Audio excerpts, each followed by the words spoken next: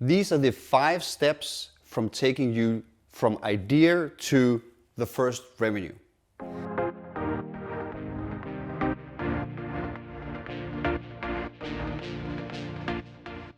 I advise a lot of clients, especially actually corporate clients who are not SaaS businesses, on how to take SaaS products to market.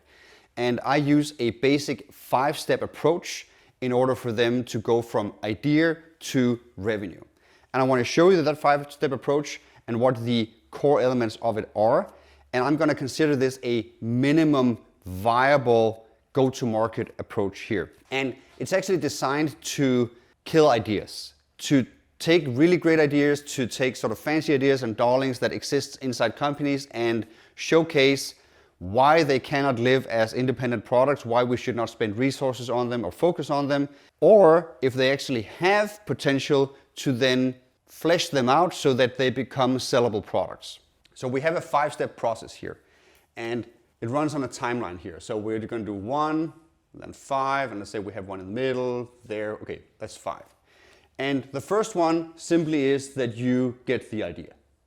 Then you have 3 validation steps. So the first one is what I call the idea validation. And then we have the market validation. Then we have the offer validation. And then we go and build and sell. We'll get to that later. The idea validation is simply to tell the people that have the idea to go speak to customers. Say, it's great you have an idea, go show it to someone. And then go through the following 3 steps with these customers. Talk to them about what the problem is that you're trying to solve. You need to be able to get someone in the room that says, that is excellent, we're already looking for a solution like that to this problem. Because there exists a lot of problems for which there is no demand. Nobody is trying to actually solve it. So this is the difference between what I would call a prescriptive solution, like you identify a pain and you think that it would be right for someone else to actually do something about it in a specific way.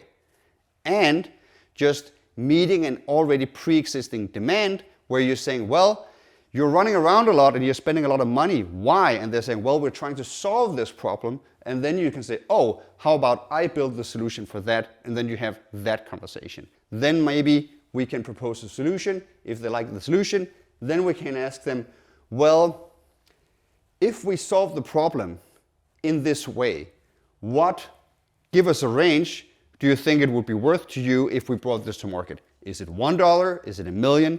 Is it between 10K and 25K and so forth? Do that and speak to, let's say, 5 customers minimum, or 25, depending a little bit on what it is. Then you're ready to go to step 2. Step 2 is the market validation. You don't actually necessarily speak to customers here. You do desktop research. So you figure out the total addressable market, and then you figure out some unit economics, and then you figure out your first pipeline. If all this checks out, now you can go to the 3rd validation type, which is the offer validation. You go back to these customers, or you find a new 5, 10, 25 customers, and you now say, well, we have decided to start building a product because we talked about the solution, you really liked it, we have done some preparation work, and we now actually want to show you a potential offering.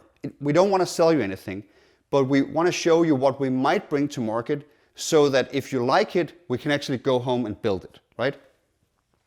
So you book, let's say, 5 interviews of an hour each, and then in these interviews, you show them a PowerPoint presentation with the following steps: the job, the packaging, the pricing, model, and then the price points. Step 1, you need to show them something that is a real simulation of an actual offer, like something that they could, let's say, put in basket and buy. You're going to show it to them in a sequence, 1 step at a time, so that you get very precise or specific feedback to the thing that you need to fix. And the sequence is as follows. First you say, we want to solve data for hospitals to bring down mortality rates. Let's say that that's what you identified over here. But you actually show them precisely what you have for sale. And then you say, assume the price is fair. That's the word you use. Assume the price is fair. And then you ask them 2 questions.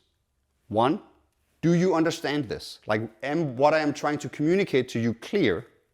And two, do you want it? Do you want any of it? Up until this point to the pricing model, you are totally in alignment with your customer. You want this to be awesome, the customer wants this to be awesome, and you want it to be awesome in the same way. You really connect here.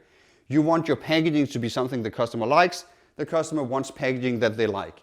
You want the pricing model to be something that the customer really wants to work within, and the customer wants a pricing model that they really can work within, right? So up until here, your incentives are really aligned with the customer.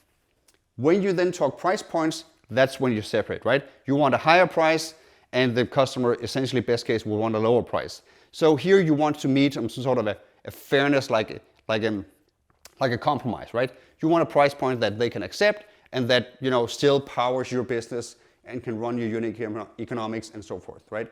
So for the price points, I would usually then show them a slide that discloses the price points and say, well, we are going to charge 20K in onboarding, 20K flat, and 1,000 per doctor per year, right?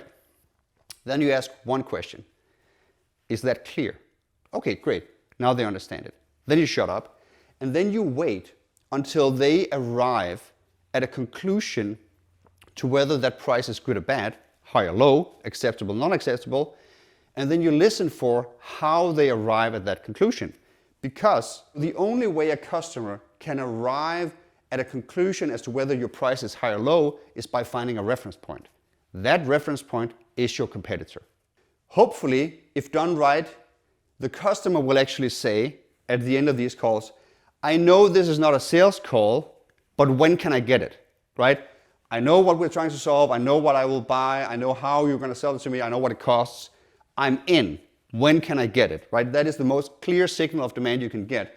And then you can say, well, I haven't built it yet, but I can build it in 6 months or 2 months or whatever, right? So if I have this ready by June for this price in this way, would you then buy it? I'm not asking you to sign anything. I just want your clear intent that you actually want to buy this. I could have done this in 100 different ways, but I've done it in this one way. Is that what you want to buy? Yes. Okay, go. Do 5 of these, get all green lights, and at least, let's say, a yellow light, like an, okay, let's talk on these parameters, on the price points. And I have never seen a product fail when launched. And this is the key, because the build part is the expensive part. This is where you spend, a lot of money and resources in actually building software. Doing the validation process is 1 or 2 people for a couple of weeks. So this is comparatively a lot cheaper to run.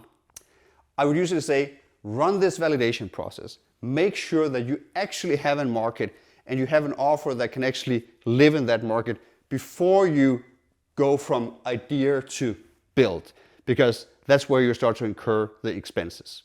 So I've built global product units that spin out multiple SaaS products using this framework. I use it sometimes very sort of case by case with clients I work with that wants to take something or take a new add-on or something to market and say, hey, is this where we need to spend our resources to build this? So you can run it on a whole offering level, or you can run it very discreetly on a single add-on or feature, but it's the same process. You want to know what job you're solving. You want to have the customers buy into this. You want to know if the math sort of pans out on the market. You want to know that they actually want to buy it in the way you want to sell it, and then you want to go build. So I hope this is useful for you, that you can use it, or at least that I've given you a few ideas that you can take. So do you, but this is what has worked for me in the past. All right, good luck.